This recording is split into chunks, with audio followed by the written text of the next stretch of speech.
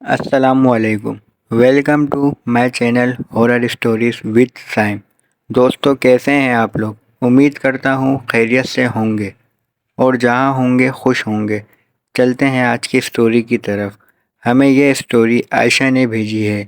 चलें इन्हीं की स्टोरी इन्हीं की ज़ुबानी सुनते हैं। अस्सलाम वालेकुम साइम। उम्मीद करती हूँ आप खैरियत से होंगे। आज मैं आपसे अपना ज़ाती वाक़या शेयर करना चाहती हूँ।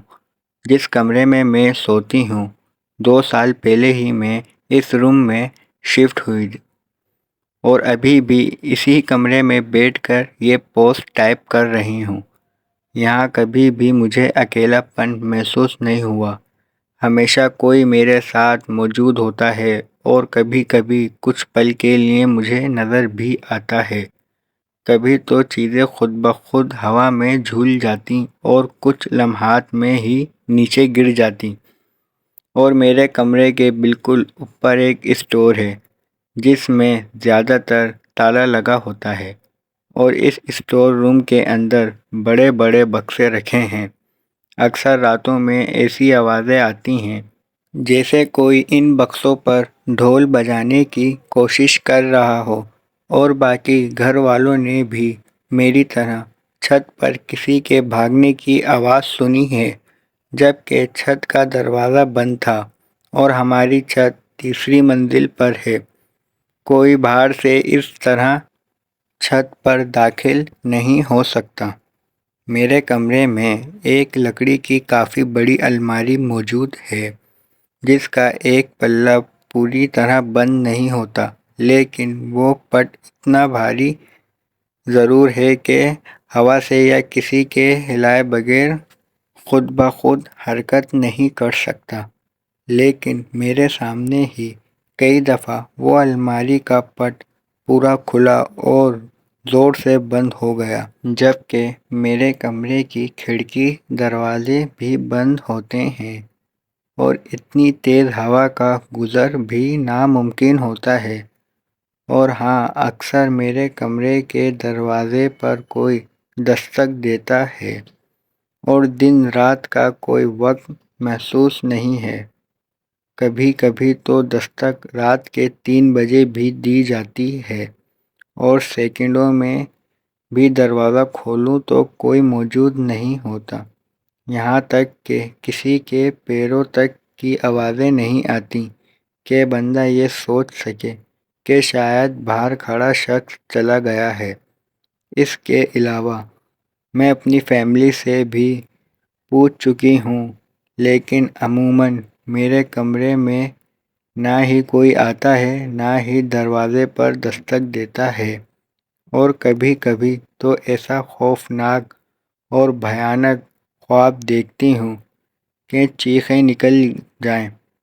लेकिन मैं अपनी इबादत की पाबंद करती हूँ और इसी कमरे में रहती हूँ, क्योंकि मुझे पता है कि मुझे कोई नुकसान नहीं पहुँचा सकता जब तक अल्लाह ना चाहे। और मैं अगर इन मखलूक़ात से डरूंगी तभी ये मुझे डराएंगे। इस रमज़ान के बाद से अल्हम्दुलिल्लाह अब तक कोई ऐसा वाक़या पेश नहीं आया और मेरी तो यही उम्मीद है कि ना ही कभी आगे आएगा। और मेरी दुआ है कि अल्लाह ताला हम सब को बुरी मखलूक से महफूज रखे, आमीन। तो साइम भाई, ये मेरा एक छोटा सा वाक़या था जो मेरे साथ पेश आया था, जो मैंने सोचा आपसे शेयर करूं। बहुत शुक्रिया आयशा, हमें अच्छा लगा आपने हमसे अपना वाक़या शेयर किया। बढ़ते हैं हम अपनी दूसरी स्टोरी की तरफ जो हमें अब्दुल्ला ने भेजी है।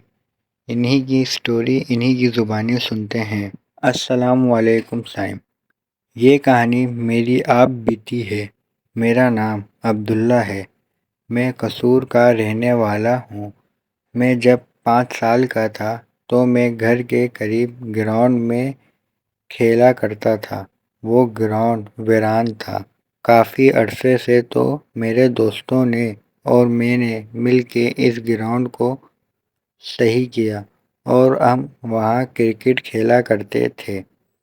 تو ایک دن جب میں کھیل کے آیا تو ٹھیک مغرب کے بعد مجھے ڈر لگنا شروع ہو گیا، حالانکہ میں کبھی نہیں ڈرا تھا۔ تو میں نے اپنی والدہ کو بتایا تو انہوں نے قریبی مسجد میں سے مجھے دم کروایا تو میں بہتر ہو گیا۔ دن ایسے ہی گزرتے گئے، میں وہاں روزانہ کھیلنے جاتا تھا۔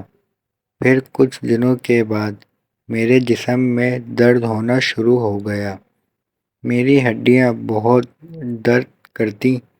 پھر مجھے ڈاکٹر کے پاس بھی لے گئے، وہاں میرے ٹیسٹ ہوئے۔ رپورٹ میں ڈاکٹر نے کہا کہ اسے کچھ بھی نہیں ہے، دوائیاں بھی دیں مگر آرام نہیں آیا۔ پھر مجھے محسوس ہونے لگا کہ کوئی میرے جسم میں ٹھہرا ہے۔ میں جب پیچھے دیکھتا تو کچھ بھی نہ ہوتا۔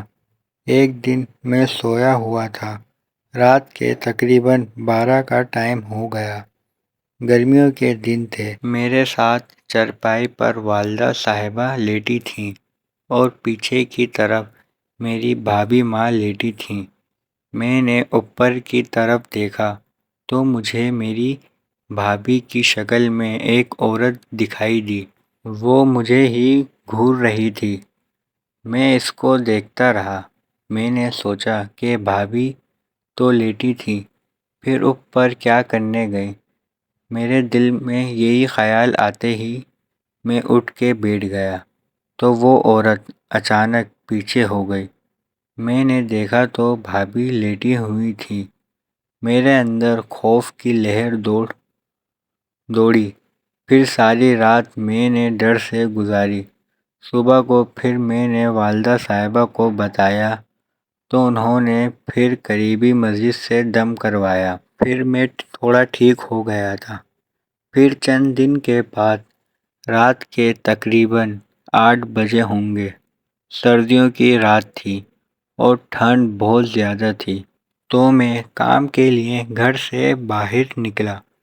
ابھی چند قدم ہی بامشکل چلے تھے کہ پیچھے سے کسی کے چلنے کی آواز آئی۔ میں نے پیچھے دیکھا تو کوئی بھی نہ تھا۔ میں پھر تھوڑا سا چلا تو پھر بھاری قدموں کی آواز آئی۔ قدموں کی آواز ایسی تھی کہ کوئی بہت ہی بھاری چیز زمین پر گری ہوئی ہے، کوئی اسے کھینچ کے لے کے جا رہا ہے۔ میں نے پھر پیچھے دیکھا تو کوئی بھی نہ تھا۔ پھر میرے دل میں خوف پیدا ہونے لگا۔ میں نے آیت الکرسی کا ورد شروع کیا تو قدموں کی آواز آنا بند ہو گئی۔ عید الفطر کا دن تھا تو ہم نماز عیدگاہ کی تیاری کر رہے تھے تو کسی نے دروازہ کھٹکھٹایا۔ میں گیا تو ایک ملنگ بابا ٹھہرے تھے۔ میں نے ان کو پیسے دیے تو انہوں نے کہا، میرے چائے پینے کا دل کر رہا ہے۔ میں پیسے نہیں لیتا۔ اس ملنگ بابا کو میں نے کبھی نہیں دیکھا تھا۔ خیر میں چائے لے کر آیا تھا۔ اس بابا نے مجھے میری باتیں بتانا شروع کی۔ وہ چائے کا گھونٹ پیتے پھر میری بات کرتے۔ آخر میں جب اس بابا نے چائے پی لی تو اس نے کہا، بیٹا دنیا زور لگائے گی تجھے ذلیل کرنے پر کچھ نہ کر سکے گی۔ مجھے کہا جا پیالہ دے آ۔ میں پیالہ دے کر آیا تو وہاں کوئی بھی نہیں تھا۔ میں نے گلی میں بھی دیکھا، کوئی نہیں تھا وہاں۔ اس کی باتوں کی مجھے اس وقت سمجھ نہیں لگی، لیکن کچھ دن بعد میں نے دیکھا کہ جو بھی میرے خلاف باتیں کرتا اس کا نقصان ہو جاتا تھا۔ ایک دن میرے بہت ہی قریبی دوست نے میرا دل دکھایا تو اگلے دن وہ بیمار ہو گیا اور کافی دنوں تک بیمار رہا۔ میرا جسم میرے درد میں رہتا تھا، میری ہڈیاں درد کرتی تھیں۔ میں نے کسی کو نہ بتایا۔ میری حالت قابل رحم ہو گئی تھی اور میں دن میں ہر 3 گھنٹے بعد کھانا کھاتا تھا اور 3 روٹیاں کھانے کے بعد بھی بھوک نہیں مٹتی تھی۔ میں بہت موٹا ہو گیا تھا، مجھ سے چلنا بھی محال تھا کیونکہ ہڈیاں کمزور ہو گئی تھیں۔ میں بہت روتا تھا اور دعا کرتا تھا کہ میرے پیارے اللہ، کوئی اسباب بنا۔ میں کرکٹ کھیلتا تھا، میں نے اپنے اسکول کو بہت سے میچ جتوائے تھے۔ میں فاسٹ بولر تھا، پر میری حالت اتنی خراب تھی کہ بیٹ تک نہیں گھما سکتا، اور میں جب بال کرواتا تو بالکل نارمل اسپیڈ سے بال جاتی۔ میں بہت پریشان تھا کہ یہ کیا بن گیا ہے میرا۔ ہمارا جو پرانا گھر تھا وہاں پر جن رہتے تھے۔ مجھے اپنے گھر میں کبھی بھی محسوس نہیں ہوا، لیکن جو ہمارے گھر کی چھت تھی وہاں مجھے بہت ڈر لگتا تھا۔ میں چھت پر جانے سے بھی ڈرتا تھا اور مجھے وہاں پر خوف بھی بہت آتا تھا، مطلب ہمارے گھر کی چھت پر رہتے تھے۔ پھر ہم نے کرائے کا مکان لیا۔ وہ گھر ذرا ویرانے میں تھا، وہاں پر 2 یا 3 گھر اور تھے۔ ہمارا مکان بن رہتا، اس لیے ہمیں وہاں پر رہنا نہیں تھا، اور پرانا مکان ہم نے بنوانا تھا۔ ایک دن صبح کے وقت واش روم جانے کے لیے کمرے کا دروازہ کھولا تو میں نے آدھا نیند میں تھا اور آدھا جاگ رہا تھا، تو سامنے ہی کیکر کا درخت تھا۔ میری نظر اچانک سے اس درخت پر گئی۔ مجھے وہاں پر 2 سائے دکھائی دیے۔ چھوٹا سایہ آگے آگے بھاگ رہا تھا اور بڑا سایہ اس کے پیچھے پیچھے بھاگ رہا تھا۔ اس کی نظر جیسے ہی مجھ پر پڑی، وہ چھوٹا سایہ بھاگتا ہوا رکا اور واپسی کیکر کے درخت کے پاس آیا اور آنکھوں سے اوجھل ہو گیا، اور بڑا سایہ بھی اسی کے پیچھے تھا، وہ بھی درخت کے پاس آیا اور غائب ہو گیا۔ میں نے ابو کے ساتھ والی چارپائی پر بھی نہیں سو سکتا تھا۔ سردیوں کے دن تھے اور گھر میں مہمان آئے تھے، تو مجھے ابو نے روم میں سونا پڑا۔ رات تقریباً 12 کا ٹائم ہوگا جب مجھے اچانک سے ایک ہاتھ دکھائی دیا۔ اس ہاتھ کے اوپر کھال نہیں تھی۔ میری اچانک سے پھر آنکھ کھل گئی اور میں خوف کی وجہ سے ساری رات سو نہیں سکا۔ میرے ابو جان کو بھی جن تھے، پر ان کو کبھی بھی کچھ نہیں کہا۔ مجھے وہ بہت تنگ کرنے لگے۔ سائم، آپ کو ایک اور بات بتاتا چلوں کہ ہمارے گھر میں ایک چارپائی تھی، سرخ رنگ کی، اس پر کوئی بھی نہیں سو سکتا تھا۔ ایک دن میں سو گیا، اس پر آدھی رات کا ٹائم ہوگا، کسی نے میرے پاؤں کو چھوا، میری آنکھ کھل گئی، دیکھا کچھ بھی نہیں تھا۔ میں پھر سو گیا، پھر مجھے کسی بچے کا ہاتھ محسوس ہوئے، پھر میری آنکھ کھل گئی، دیکھا کوئی بھی نہیں تھا۔ ساری رات میری اس طرح گزر گئی، جب بھی میری آنکھ لگتی تو کوئی چیز میرے پاؤں کو چھوتی اور میری آنکھ کھل جاتی، یا پھر بچوں کے ہاتھ محسوس ہوتے۔ میں قرآن پاک کی تلاوت نہیں کر سکتا تھا۔ میں جیسے ہی قرآن پاک کی تلاوت شروع کرتا تو میرے اندر بے چینی شروع ہو جاتی تھی اور پیٹ میں درد شروع ہو جاتا تھا۔ میں نے کئی بار سوچا کہ خودکشی کر لوں، پر میں خود پر کنٹرول کیسے رکھتا۔ میرا 12 کلاس کے پیپر تھے، بورڈ کے لیے میرے حالات بہت خراب تھے۔ میرا جسم درد کرتا اور ہاتھ کانپتے تھے، چلا بھی نہیں جاتا تھا۔ میرے اندر اتنی ہمت بھی نہیں تھی کہ میں سینٹر تک چل کے جاؤں، بہت مشکل سے قدم اٹھا پاتا تھا۔ پھر ایک دن ابو کسی عالم کو لے کر آئے۔ انہوں نے میرے ماتھے پر ہاتھ رکھا اور ایک چھڑی منگوائی۔ چھڑی انہوں نے اپنے ہاتھ میں پکڑ لی۔ میں نے سوچا آج میری خیر نہیں۔ پھر انہوں نے عمل شروع کیا۔ میں اس کا عمل سنتا رہا۔ میں ڈرا ہوا تھا۔ عمل ختم ہونے کے بعد انہوں نے کہا، بیٹا کچھ محسوس ہوا؟